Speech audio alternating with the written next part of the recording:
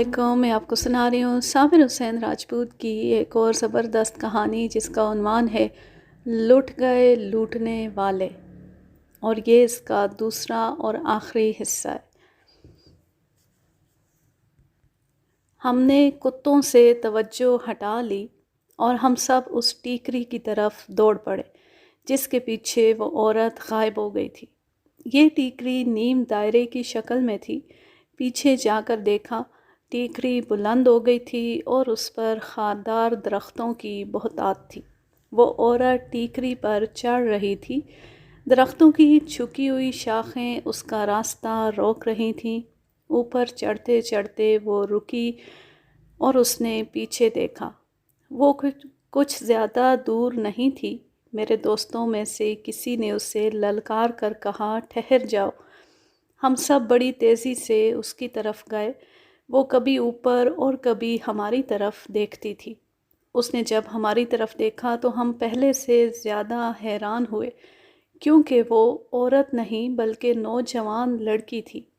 उसका रंग गोरा था और वो खूबसूरत थी। उसने आखिर रुख हमारी तरफ कर लिया। अब हम उसे अच्छी तरह देख सकते थे। वो सफ़ेद कपड़ों में मलबूस थी और उसने सर पर सफ़ेद चादर ले रखी थी। वो पसमानदगी का ज़माना था। लोग चुड़ैलों के वजूद को मानते थे, मैं भी मानता था। देहात में बल्कि शहरों के लोग भी मानते हैं कि चुड़ैल होती है और अक्सर खूबसूरत औरत की शक्ल में नज़र आती है। अगर कोई आदमी उसके धोखे में आ जाए तो फिर वो आदमी ज़िंदा नहीं रह सकता। ये भी मशहूर था कि चुड़ैल के हाथ और पाँव उल्टे होते हैं, और ये भी मशहूर था कि कोई चमकता हुआ हथियार हाथ में हो तो चुड़ैल उसकी चमक से डर कर भाग जाती है। मसलन कुल्हाड़ी, तलवार, टोका, छुरी या चाकू। हम में से दो लड़कों के पास बड़े खूबसूरत दस्तों और चमकते हुए फलों वाली कुल्हाड़ियाँ थीं। उन्होंने कुल्हाड़ियाँ आगे कर दी ताकि सूरज की चमक उस लड़की पर पड़े। साबू, मेरे दोस्त अफजल ने आहिस्ता से मुझे कहा, इसके हाथ और पाँव हम जैसे सीधे हैं। हाँ यार, इसके हाथ और पाँव तो सीधे हैं, लेकिन ये किसी अमीर और ऊंचे ख़ानदान की लड़की मालूम होती है। यहाँ क्या कर रही है? हमने ये भी सुन रखा था कि चुड़ैल और जिन्नात कुत्तों को देखकर भाग जाते हैं या डर कर अपनी असलियत बता देते हैं। हमारे कुत्ते इधर उधर बिखरे हुए ज़मीन को सूंघते फिर रहे थे। मेरे कहने पर 3-4 लड़कों ने दौड़कर अपने कुत्तों को पकड़ा और उनकी तवज्जो लड़की की तरफ कराई और कुत्तों के साथ लड़की की तरफ बढ़ने लगे। हम उसे इस वजह से कोई और ही मखलूक समझ रहे थे कि वो जगह एक खौफनाक वीराना था, जहाँ भेड़ियों और लोहा शेरों का ख़तरा भी था। हम तो मगज़ फिरे नौजवान थे जो लहू गर्म रखने के बहाने वहाँ जा पहुँचे थे। इर्द गिर्द दूर दूर तक कोई आबादी नहीं थी। फिर ये लड़की वहाँ क्या करने आई थी? वो यकीनन कोई पुरस्रार मखलूक थी। वो टीकरी की ढलान पर खड़ी हमें देख रही थी। उसके चेहरे पर घबराहट साफ नज़र आ रही थी। उसने जब कुत्तों को अपनी तरफ आते देखा तो एक बार फिर टीकरी की चोटी की तरफ देखा और फिर इधर उधर देखकर हमारी तरफ देखा। कुत्तों को पकड़ लो, लड़की ने डरी हुई आवाज़ में कहा। मैं नीचे आती हूँ। लड़कों ने कुत्तों को पकड़ लिया। मुझे याद नहीं कि हम में से वो कौन था जिसने लड़की से कहा कि अगर वो इंसान है तो हमसे डरे नहीं, नीचे आ जाए। वो दरख्तों की शाखों से बचती बचाती नीचे आ गई। सूरत हाल अजीब थी। वो हमसे डर रही थी और हम उससे डर रहे थे। वो जब करीब आई तो हमें उसकी आंखों में आंसू नज़र आए। हमने आगे बढ़कर उसे घेरे में ले लिया। उसके चेहरे पर 2-3 बारीक सी खराशें थीं। उसके कपड़ों पर कहीं कहीं मिट्टी लगी हुई थी। हम इस इंतज़ार में थे कि ये अभी गायब हो जाएगी, लेकिन वो गायब ना हुई। यहाँ क्या कर रही हो? एक लड़के ने उससे पूछा। उसने जवाब देने के बजाय हम सब की तरफ बारी बारी देखा। उसकी आंखों में जो आंसू रुके हुए थे वो बहने लगे। फिर वो बैठ गई और उसने दोनों हाथों से अपना सर पकड़ लिया। इससे हमें ये तसल्ली हो गई कि वो इंसान है। راجہ شہباز خان عمر میں ہم سب سے 1-2 سال بڑا تھا، ویسے بھی ہم اسے سب سے زیادہ سیانہ لڑکا سمجھتے تھے۔ کسی مسئلے میں اختلاف ہو جاتا تو آخری فیصلہ شہباز ہی کیا کرتا تھا۔ وہ لڑکی کے پاس بیٹھ گیا اور اس کے سر پر ہاتھ رکھ کر آہستہ سے ہلایا۔ لڑکی نے سر اٹھایا اور شہباز کی طرف دیکھا۔ گھبراؤ نہیں، تم پر ظلم ہوا ہے یا زیادتی ہوئی ہے تو ہمیں بتاؤ، جہاں کہو گی وہاں چھوڑ آئیں گے۔ ہمیں صاف صاف بتاؤ بات کیا ہے۔ اگر کسی نے تمہاری بے عزتی کی ہے تو ہم تمہارے سامنے بدلہ لیں گے۔ کہاں کی رہنے والی ہو؟ وہ روتی ہی چلی جا رہی تھی۔ آج کل ہمارے ملک میں جو کچھ ہو رہا ہے وہ ہم سب اخباروں میں پڑھتے رہتے ہیں، اور بہت سے لوگ ہیں جنہوں نے ایسے شرمناک واقعات اپنی آنکھوں سے دیکھے بھی ہیں۔ شہروں میں بڑے افسروں، جاگیرداروں، دولت مندوں اور لیڈروں کے پالتو غنڈوں کے بیٹے کسی لڑکی کو اٹھا کر کار میں ڈالتے اور اس کے ساتھ اجتماعی زیادتی کر کے چھوڑ دیتے۔ دیہاتی معاشرے میں بڑے چودھریوں اور وڈیروں کے حکم سے خواتین کی اجتماعی آبرو ریزی ایک جائز بلکہ قابل فخر رواج کی صورت اختیار کر گئی ہے۔ ہمارے نوجوان جس طرح جنس زدگی کا شکار ہو گئے، یہ کوئی راز نہیں رہا، اور یہ بھی راز کی بات نہیں رہی کہ پاکستان میں بچے کا شعور بیدار ہوتا ہے تو وہ سب سے پہلے اپنے شعور میں جو بات یا جذبہ ڈالتا ہے وہ ہوتا ہے فلمی رومان اور ذہنی لذت۔ اس کا نتیجہ یہ ہے کہ قومی کردار اور قومی وقار ختم ہو گیا۔ ہماری نوجوان نسل کو میری اس بات پر یقین نہیں آئے گا کہ ہم نے ایک نوجوان اور اتنی زیادہ خوبصورت لڑکی کو اس خطرناک اور بیابان جنگل میں دیکھا تو ہم سب کو صرف یہ خیال آیا کہ اس کی مدد کرنی ہے اور اسے اس کے گھر تک پہنچانا ہے۔ اس نے آخر اپنے گاؤں کا نام بتایا۔ اس گاؤں کو آپ سوہاوا ہی سمجھ لیں۔ اس وقت سوہاوا بھی گاؤں ہی تھا، اب اس کے قرب و جوار کے 2-3 گاؤں اس میں مل گئے ہیں اور وہ قصبہ بن گیا ہے۔ ہم اس لڑکی سے پوچھتے تھے کہ وہ یہاں تک کس طرح پہنچی ہے، وہ بتاتی ہی نہیں تھی۔ اس سے یہی ظاہر ہوتا تھا کہ یہ کسی جرم کی مجرم ہے۔ میں بتاتا ہوں بات کیا ہے، ہمارے ایک دوست نے کہا، جسے ہم موٹر کہا کرتے تھے۔ یہ کسی کی ملاقات کے لیے یہاں آئی تھی۔ وہ ابھی نہیں آیا تھا کہ ہم آ گئے۔ وہ اس جنگل میں کہیں چھپا ہوا ہوگا۔ نہیں، لڑکی نے کہا، کسی سے ملنا ہوتا تو اتنی دور آنے کی کیا ضرورت تھی؟ گاؤں کے قریب ملاقات کی بہت جگہیں ہیں۔ پھر فوراً بتاؤ، ہم تمہیں چھوڑ کر تو نہیں جائیں گے۔ نہیں بتاؤ گی تو ہم تمہیں تھانے لے جائیں گے۔ تھانے کیوں یار؟ افضل نے کہا، اسے اس کے گاؤں لے چلتے ہیں۔ مجھے کہیں بھی نہ لے چلو، میں تمہیں اصل بات بتا دیتی ہوں۔ تم میری مدد کرنا چاہتے ہو تو مجھے جان سے مار ڈالنا، میں اب زندہ نہیں رہنا چاہتی۔ اگر تم مجھے نہ مارنا چاہو تو مرنے کا کوئی طریقہ بتا دینا۔ میں نے یہ طریقہ سوچا ہے کہ اونچی دندی سے سر کے بل چھلانگ لگاؤں گی، میں یقینی طور پر مر جاؤں گی۔ ہم نے اسے کہا کہ وہ بے فکر ہو کر سنائے، پھر ہم اسے بتائیں گے کہ وہ کیا کرے۔ اس نے بات یہ سنائی کہ قریب کے گاؤں کے ایک جوان آدمی کے ساتھ اسے محبت ہو گئی تھی، اس سے وہ چوری چوری ملتی رہتی تھی۔ ان دونوں نے شادی کے عہد و پیمان کر لیے، لیکن ان کی شادی نہیں ہو سکتی تھی، ان کی ذاتیں الگ تھیں۔ انہوں نے گھروں سے بھاگ جانے کا پروگرام بنا لیا۔ اس کے مطابق لڑکی رات کو اس جگہ پہنچ گئی جہاں اس آدمی نے اسے ملنا تھا۔ وہ پہلے سے وہاں موجود تھا۔ لڑکی نے ہمیں بتایا کہ اس آدمی کی عمر 25-26 سال ہے۔ اس شخص نے لڑکی کو بتایا کہ وہ اسے جہلم لے جائے گا، کچھ دن اپنے ایک دوست کے گھر رکھے گا، وہیں نکاح پڑھا جائے گا، پھر وہ والدین کو راضی کرے گا کہ اسے گھر آنے کی اجازت دے دیں۔ مختصر بات یہ کہ دونوں نے جذبات کے نشے میں وہی پلان بنایا جو اس قسم کی کہانیوں میں آپ پڑھتے اور سنتے رہتے ہیں۔ ان دونوں نے جب یہ پلان بنایا ہوگا تو ان کے دماغوں میں یہ خیال ضرور آیا ہوگا کہ ایسا دانشمندانہ پلان کسی اور کے دماغ میں آیا ہی نہیں ہوگا۔ ان دونوں کے معاملے میں بات مختلف تھی، جو لڑکی کو اس وقت معلوم ہوئی جب وہ گھر سے نکل آئی تھی۔ اس لڑکی کی قسمت اس طرح پھوٹی کہ وہ گھر سے وہ تمام زیور جو اس کے لیے بنوایا گیا تھا اور 200 روپیہ نقد ساتھ لے کر آدھی رات سے پہلے وہاں پہنچ گئی جو جگہ اس کے دوست نے اسے بتائی تھی۔ وہ انتظار میں کھڑا تھا۔ اس وقت وہاں سے کوئی ریل گاڑی نہیں گزرتی تھی۔ بسوں کا وجود ہی نہیں تھا۔ دن کے وقت ایک لاری ملتی تھی، رات کو کوئی سواری نہیں ملتی تھی۔ اس شخص نے لڑکی سے کہا کہ وہ پیدل چلتے چلتے صبح سے پہلے ترکی، مجھے معلوم نہیں کہ اس جگہ کا نام ترکی ہے یا ترکی ہے، کیونکہ میں پہلی بار سن اور پڑھ رہی ہوں۔ اس شخص نے لڑکی سے کہا کہ وہ پیدل چلتے چلتے صبح سے پہلے ترکی ریلوے اسٹیشن تک پہنچ جائیں گے، وہاں سے انہیں ریل گاڑی مل جائے گی اور وہ بڑے آرام سے جہلم پہنچ جائیں گے۔ لڑکی کو اپنے یار پر 100% بھروسہ تھا، لیکن یار کی نیت کچھ اور ہی تھی۔ لڑکی اس کے ساتھ چل پڑی۔ وہاں سے ترکی اتنا قریب نہیں جتنا لڑکی سمجھتی رہی۔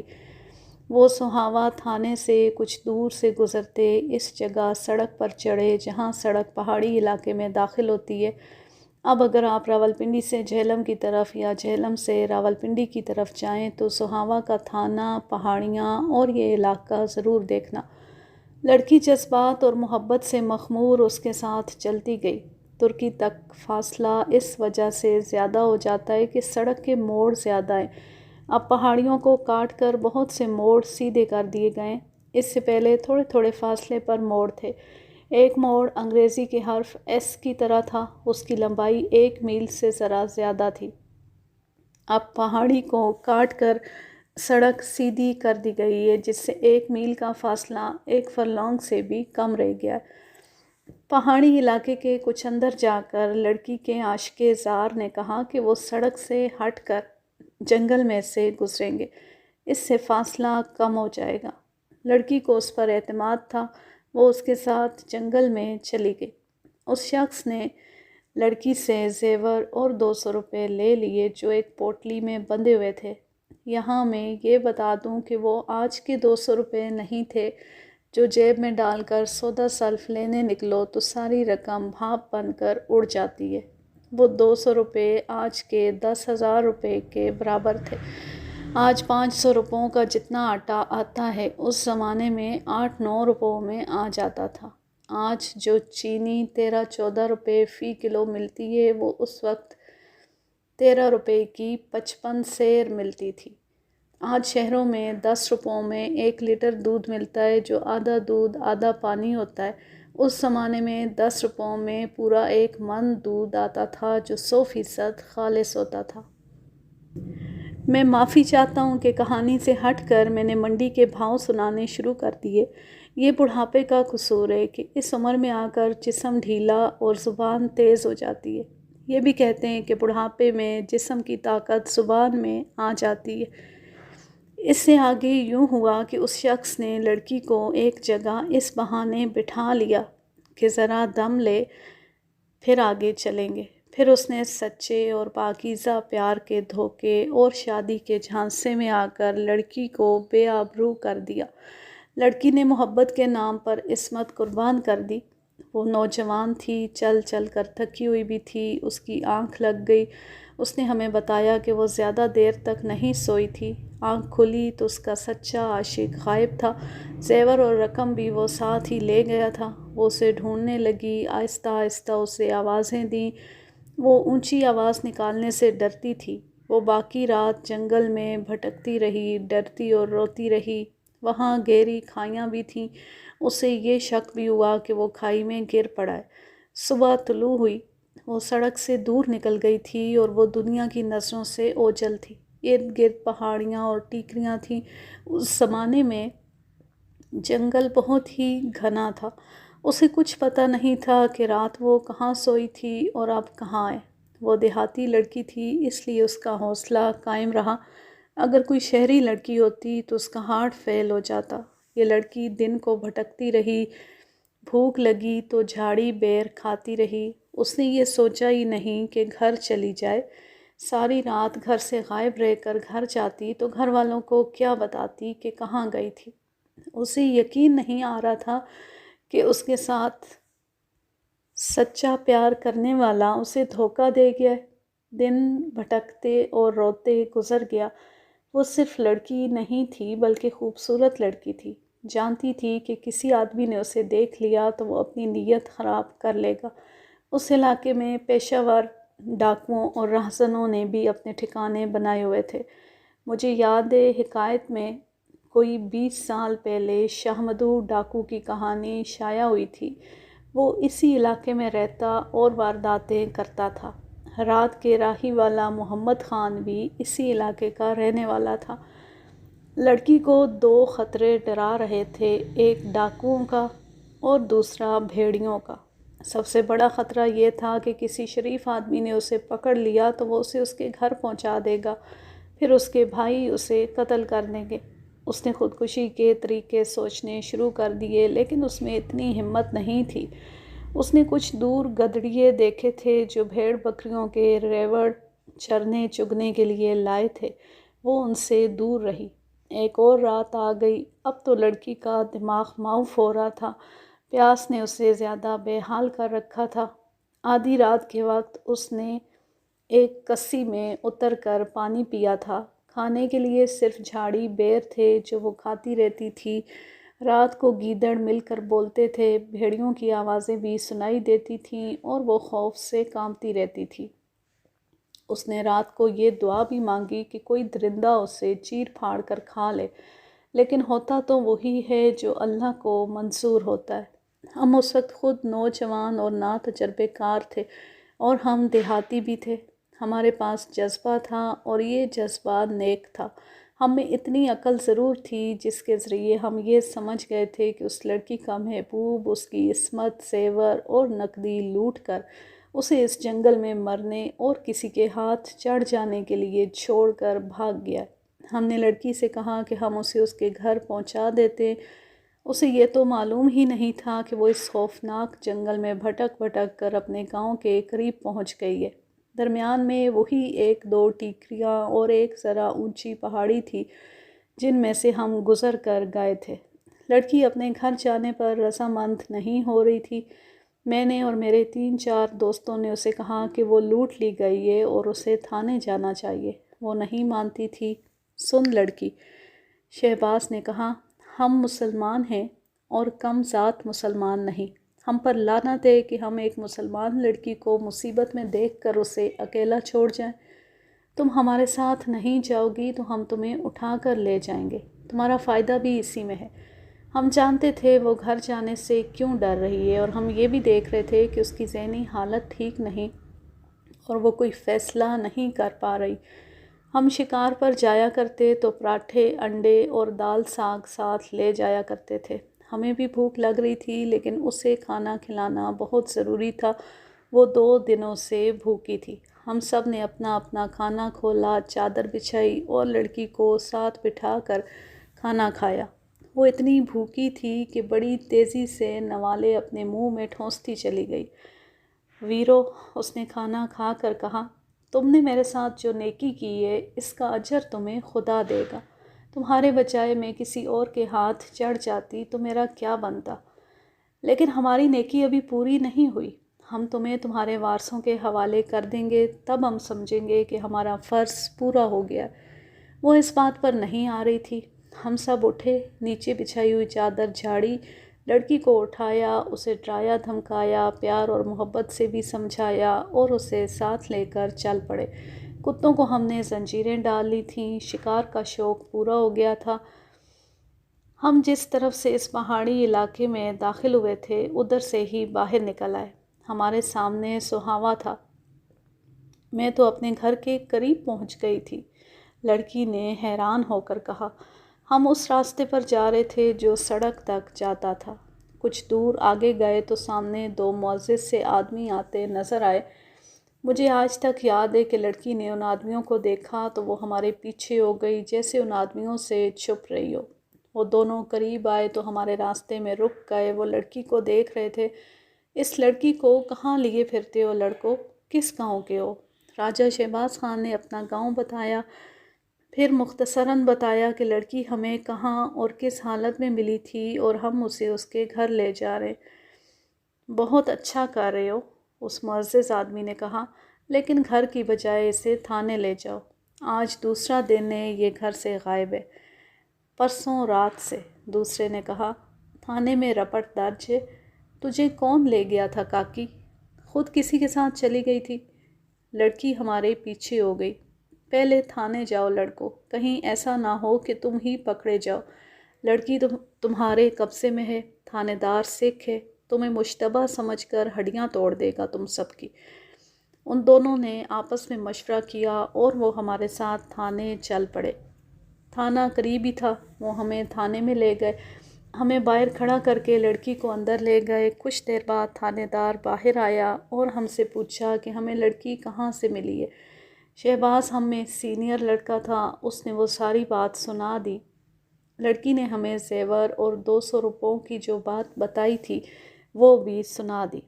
اگر میں تفتیش کی اور تھانے دار کی کارگزاری کی ہر بات سنانے لگوں تو یہ شیطان کی آنت کی طرح کہیں ختم ہونے میں ہی نہیں آئے گی۔ مختصر بات یہ ہے کہ تھانے دار نے لڑکی کے باپ کو بلایا اور اس دوران لڑکی کا بیان لیا۔ وہ ایک ہیڈ کانسٹیبل اور ایک کانسٹیبل کو، لڑکی اور ان دونوں معزز آدمیوں کو ساتھ لے گیا۔ اس نے ہمیں تھانے ہی میں پابند رہنے کا حکم دیا۔ وہ 1 یا 1.5 گھنٹے بعد واپس آیا۔ اس کے ساتھ ایک بڑی اچھی شکل و صورت کا دیہاتی نوجوان تھا۔ اس نے دیہاتیوں جیسی چادر نہیں باندھ رکھی تھی بلکہ وہ لٹھے کی شلوار قمیض میں ملبوس تھا۔ یہ شہر کے لوگوں کا لباس ہوا کرتا تھا یا دیہات کے خوشحال لوگ یہ کپڑے پہنا کرتے تھے۔ سورج غروب ہو چلا تھا۔ ہم جانتے تھے کہ ہم سب کے گھروں والے ہمارے لیے بہت پریشان ہوں گے۔ ہم نے تھانے دار سے کہا کہ ہمیں جانے دے۔ اس نے محرر ہیڈ کانسٹیبل سے کہا کہ ہم سب کے نام، باپوں کے نام وغیرہ لکھ لے۔ ہمارے لیے تھانے دار کا یہ حکم تھا کہ ہم اس واردات کے گواہ ہیں اور ہم کل صبح یہاں آ جائیں۔ ہم سورج غروب ہونے کے بعد اپنے گاؤں پہنچے۔ ہمارے پسماندگان گھروں سے باہر کھڑے ہمارا انتظار کر رہے تھے۔ ماؤں کے چہروں پر پریشانی بھی تھی اور غصہ بھی۔ ایک تو ہمارا علاقہ ایسا، دوسرے ہمارا شغل ایسا، خطرے ہی خطرے۔ گھر والوں کی پریشانی بجا تھی۔ گاؤں کے کچھ اور لوگ بھی باہر کھڑے تھے، وہ سب ہماری خیریت معلوم کرنے کو بیتاب تھے۔ ہم نے انہیں اس لڑکی کا واقعہ سنایا۔ گاؤں اور ہمارے گھروں کے لوگوں کے لیے یہ واقعہ بہت ہی دلچسپ اور سنسنی خیز تھا۔ ہمیں اس الزام سے بری کر دیا گیا کہ ہم شکار سے اتنی دیر سے کیوں واپس آئے۔ اگلی صبح ہم سب سوہاوا تھانے میں پہنچ گئے۔ تھانے دار نے ہم سب کے الگ الگ بیان لیے اور صرف 3 لڑکوں کو عدالت میں گواہی دینے کے لیے منتخب کر لیا۔ ان میں ایک میں تھا، دوسرا افضل اور تیسرا شہباز خان۔ ہمیں تھانے کے سپاہیوں نے بتایا کہ رات لڑکی کے محبوب کو سکھ تھانے دار نے عشق کے اسرار و رموز اپنے طریقے سے ذہن نشین کرائے اور محبوب نے 1 گھنٹے کے اندر اندر اقبال جرم کر لیا۔ ہم نے اسے حوالات کے فرش پر پڑا دیکھا، وہ آہستہ آہستہ ہائے ہائے کر رہا تھا۔ تھانے دار نے گزشتہ روز ملزم کو گھر سے پکڑا اور اس کے گھر کی تلاشی اس طرح لی کہ گھر کا سامان صحن میں بکھیر دیا تھا، لیکن نہ لڑکی کا زیور برآمد ہوا، نہ 200 روپیہ۔ ملزم کہتا تھا کہ لڑکی کو ایک جگہ سوتا چھوڑ کر وہ وہاں سے کھسک آیا۔ اس نے یہ بھی مان لیا کہ وہ لڑکی کو محبت کا دھوکہ دیتا رہا تھا، پھر اسے شادی کا چکمہ دیا، اسے سبز باغ دکھائے اور اسے تیار کر لیا کہ وہ زیور اور زیادہ سے زیادہ رقم ساتھ لائے۔ ملزم نے کہا کہ وہ لڑکی کو بے آبرو کرنا، زیور اور رقم اڑانا چاہتا تھا۔ اس نے بیان دیا کہ وہ لڑکی کے ساتھ اپنا مقصد پورا کر کے اور اس کا مال اپنے قبضے میں لے کر وہاں سے واپس آ گیا۔ وہ سڑک پر آ رہا تھا اور پہاڑی علاقے سے نکل آیا تھا۔ اس کا گھر اب زیادہ دور نہیں تھا۔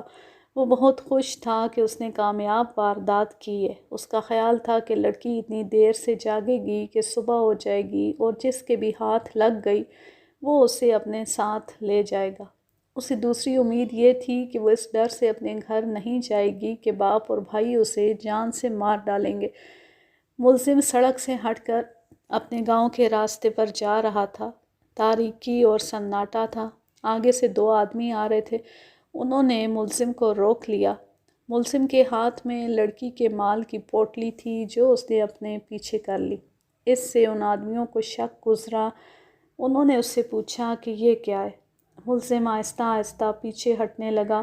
وہ بھاگنے لگا تھا لیکن دونوں نے اسے پکڑ لیا اور کہا کہ جو کچھ ہے ان کے حوالے کر دے ورنہ اسے جان سے مار دیا جائے گا۔ اس نے مزاحمت شروع کر دی۔ جس سے ان آدمیوں کا شک پکا ہو گیا کہ اس کے پاس مال ہے۔ انہوں نے اس سے پوٹلی چھین لی۔ دیہاتی رات کو خالی ہاتھ تو نہیں چلا کرتے۔ ایک کے پاس کلہاڑی تھی۔ ملزم ان کا پیچھا نہیں چھوڑا تھا۔ کلہاڑی والے نے کلہاڑی سیدھی کی تو ملزم کی جھاگ بیٹھ گئی۔ وہ خود چور تھا اور بہت بڑا گناہ کر کے آیا تھا۔ اس کی ہمت ختم ہو گئی۔ وہ دونوں چلے گئے اور ملزم وہیں کھڑا انہیں دیکھتا رہا۔ لوٹا ہوا مال لوٹ لیا گیا۔ سکھ تھانے دار اس کا یہ بیان نہیں مان رہا تھا۔ اس نے ملزم کو حوالات سے نکلوایا اور اپنے کمرے میں لے جا کر اسے پیٹھ کے بل فرش پر لٹا دیا۔ ہم دفتر کے باہر ذرا دور کھڑے دیکھ رہے تھے۔ تھانے دار نے 2 سپاہیوں کو بلایا۔ ملزم کے دونوں بازو پیچھے کر کے ایک کرسی کا ایک پایا اس کی ایک ہتھیلی پر اور دوسرا اس کی دوسری ہتھیلی پر رکھا اور کرسی پر ایک سپاہی کو بٹھا دیا۔ دوسرے سپاہی نے اس کے پاؤں ٹیڑھے کر کے ان پر اپنے پاؤں رکھ دیے۔ ملزم کی چیخیں باہر تک سنائی دینے لگیں، ظالمو میری بات مان لو، زیور اور رقم وہ آدمی چھین کر لے گئے ہیں۔ تھانے دار بھی ایسا ظالم تھا کہ کم و بیش 1 گھنٹے تک اسے اس ٹارچر میں رکھا۔ اسے جب اٹھایا تو اس نے دونوں ہاتھ اپنی بغلوں میں دبا لیے۔ وہ اپنے پاؤں پر کھڑا نہ رہ سکا اور گر پڑا۔ اسے سہارا دے کر حوالات میں پھینک دیا۔ میرا خیال تھا کہ تھانے دار نے یہ سوچ کر اس کی بات مان لی ہوگی کہ اس نے اپنے ہر جرم کا اقبال کر لیا ہے تو اس کا یہ کہنا سچ ہی ہوگا کہ اس نے لڑکی سے جو مال لوٹا تھا وہ اس سے 2 آدمی لوٹ لے گئے تھے۔ اس روز بھی لڑکی تھانے میں موجود تھی۔ اس کا باپ بھی تھا۔ اس کے چہرے پر اداسی اور گھبراہٹ تھی۔ اس شخص کا ایک بیٹا بھی تھانے میں تھا۔ اس کی عمر 22-23 سال تھی۔ اس بھائی کو چاہیے تھا کہ اپنی بہن کا گلا دبا دیتا، لیکن وہ ہنستا پھر رہا تھا اور اس کی ہنسی کسی نارمل آدمی کی ہنسی نہیں تھی۔ وہ ذہنی طور پر صحیح معلوم نہیں ہوتا تھا۔ ایسے آدمی کو ہم اپنی زبان میں جھلا کہا کرتے تھے۔ اس روز ہمیں لڑکی کے باپ کا نام بھی معلوم ہو گیا۔ ہم تھانے سے فارغ ہو کر اپنے گاؤں واپس آ گئے۔ میں نے اپنے ابا کو لڑکی کے باپ کا نام بتایا۔ ابا کے پوچھنے پر اس کا حلیہ بتایا اور یہ بھی بتایا کہ اس کا ایک جوان بیٹا جھلا معلوم ہوتا ہے۔ اللہ تیری شان۔ ابا لیٹے ہوئے تھے، اٹھ کر بیٹھے، کہنے لگے، اس شخص کی سزا بڑھتی جا رہی ہے۔ ابا کا سہاوا میں کوئی پرانا دوست تھا۔ میں نے اس کہانی کی ابتدا 2 مسافر ریل گاڑیوں کی ٹکر سے کی تھی جو ہمارے لڑکپن یا بچپن کے آخری حصے میں انہی پہاڑیوں میں ہوئی تھی، جن میں 3 اپریل سن 1994 کی شام ریل کار کو حادثہ پیش آیا۔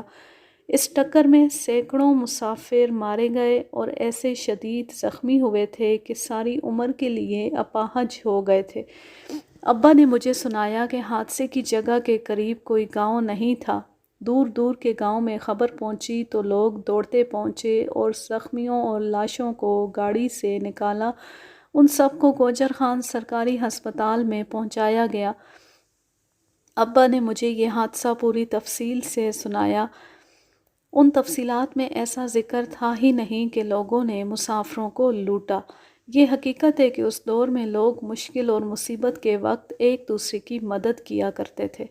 اس حادثے کے 3-4 مہینے بعد ابا سہاوا اپنے اس دوست سے ملنے گئے تو دوست نے انہیں بتایا کہ یہاں کا ایک شخص جہلم گیا تھا اور وہ اسی گاڑی میں واپس آ رہا تھا جو دوسری گاڑی سے ٹکرا گئی تھی۔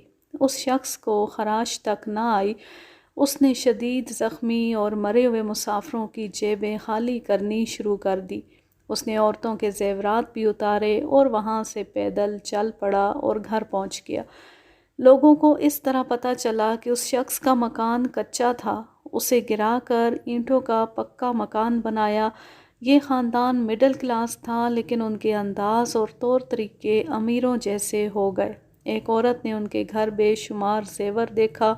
یہ عورت اچانک ان کے گھر چلی گئی تھی اور ایک کمرے میں گئی تو اس شخص کی بیوی سارا زیور ٹرنک سے نکال کر دیکھ رہی تھی۔ اس عورت نے حیران ہو کر دوسروں کو بتایا۔ لوگوں میں چہمہ گوئیاں ہونے لگیں اور سب اس نتیجے پر پہنچے کہ یہ شخص جہلم سے گاڑی پر آ رہا تھا اور اس نے یہ دولت مسافروں سے لوٹی ہے۔ اب اللہ کی لاٹھی دیکھیں کس طرح چلی۔ اس وقت اس شخص کا بڑا بیٹا لڑک پن کی عمر میں تھا اور ہر لحاظ سے ٹھیک ٹھاک تھا۔ آہستہ آہستہ اس میں تبدیلیاں آنے لگیں اور وہ ایب نارمل ہوتا گیا۔ باپ اور ماں نے اسے مارنا پیٹنا شروع کر دیا۔ نوجوانی میں آ کر وہ بالکل ہی پگلا ہو گیا۔ اس سے چھوٹا بھائی 8-10 سال کی عمر تک ٹھیک رہا۔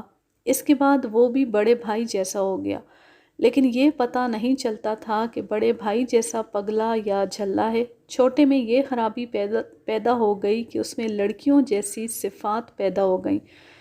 خدا نے اس خاندان کو خوبصورتی اور گورا رنگ دیا تھا۔ یہ لڑکا لڑکیوں کے انداز اپنا کر آوارہ ہو گیا۔ ان کی ایک بڑی بہن تھی، اس کی شادی ہوئی۔ ماں باپ نے امیرانہ شان سے شادی کی اور زیور کی نمائش کی۔ یہ زیور مری ہوئی یا زخمی مسافر عورتوں سے اتارا ہوا تھا۔ اس لڑکی نے خاوند کے ساتھ صرف 1 سال گزارا اور ناجائز تعلقات کی وجہ سے طلاق لے کر گھر آ بیٹھی۔ اب اس لڑکی کو کسی نے قبول کرنا ہی نہیں تھا۔ اس کے بعد یہ چھوٹی بہن تھی جس کی کہانی سنائی ہے۔ یہ بھی دیکھیں کہ اس لڑکی سے جس نے زیور لوٹا، اس سے زیور اور رقم کوئی اور لوٹ کر لے گیا۔ مقدمہ جہلم کی عدالت میں چلا۔ مجھے معلوم نہیں ملزم پر کیا کیا دفعہ لگائی گئی تھی۔ اسے 4 سال سزائے قید ہوئی تھی۔ لڑکی کے خلاف کوئی کیس نہیں تھا۔ ہم 5-6 سال بعد سہاوا گئے تو پتہ چلا کہ دونوں بہنیں گھر سے بھاگ گئی تھیں۔ پھر ان کا کچھ پتہ نہیں چلا۔ ان کے باپ کے متعلق سنا کہ وہ دن رات ایک خانقاہ کے سامنے بیٹھا زور زور سے سر دائیں بائیں ہلاتا رہتا ہے۔ یہ خانقاہ آج بھی موجود ہے۔ سہاوا سے جہلم کی طرف جائیں تو سڑک پہاڑی علاقے میں داخل ہو کر دائیں کو مڑتی ہے۔ اس موڑ پر بائیں ہاتھ یہ خانقاہ ہے۔ وہاں اب 2 سڑکیں بن گئی ہیں۔ ایک سڑک پہاڑ کو کاٹ کر سیدھی بنائی گئی ہے۔ خانقاہ پرانی سڑک پر ہے۔ یہ حقیقت ہے کہ اس زمانے میں یوں لوٹ مار نہیں ہوا کرتی تھی جس طرح آج ہوتی ہے۔ پیشہ ور ڈاکو اور راہزن بھی مجبور اور بے بس آدمی کو نہیں لوٹتے تھے۔ آج کا زمانہ دیکھ لیں، ریل گاڑی کا حادثہ ہو یا بسیں ٹکرا جائیں، ارد گرد آبادیوں کے لوگ زخمیوں کی مدد کی بجائے انہیں لوٹنا شروع کر دیتے ہیں۔ سوال پیدا ہوتا ہے کہ ہماری نوجوانی کے زمانے میں ایک آدمی نے زخمی اور مرے ہوئے مسافروں کو لوٹا اور اللہ نے اس کے پورے خاندان کو سزا دی۔ آج حادثوں میں لوٹ مار کے علاوہ سارے ملک میں لوٹ مار ہو رہی ہے۔ ملک کی آدھی آبادی دوسری آدھی آبادی کو لوٹ رہی ہے، قتل اور بے آبرو کر رہی ہے، مگر اللہ مجرموں کو سزا کیوں نہیں دیتا؟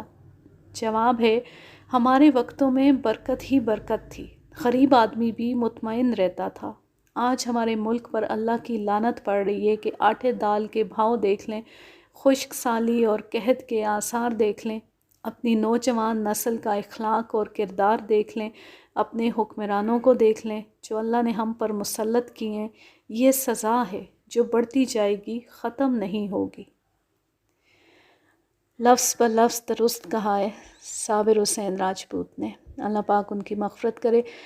یہ زبردست کہانی اپنے اختتام کو پہنچی۔ اب میں لیتی ہوں آپ سے اجازت۔ چاہ رہیں خوش رہیں، شاد و آباد رہیں، ہنستے مسکراتے رہیں، اور اگر یہ کہانی یا میرا انداز آپ کو پسند آئے تو اس چینل کو سبسکرائب ضرور کر لیں، بیل آئیکن کو ضرور پریس کریں تاکہ آنے والی ہر نیو ویڈیو کی نوٹیفیکیشن آپ کو بر وقت ملتی رہے، اور اس ویڈیو کو زیادہ سے زیادہ شیئر کیجئے، اچھا سا کمنٹ کیجئے، ویڈیو کو لائک کیجئے۔ اللہ حافظ، اللہ نگہبان۔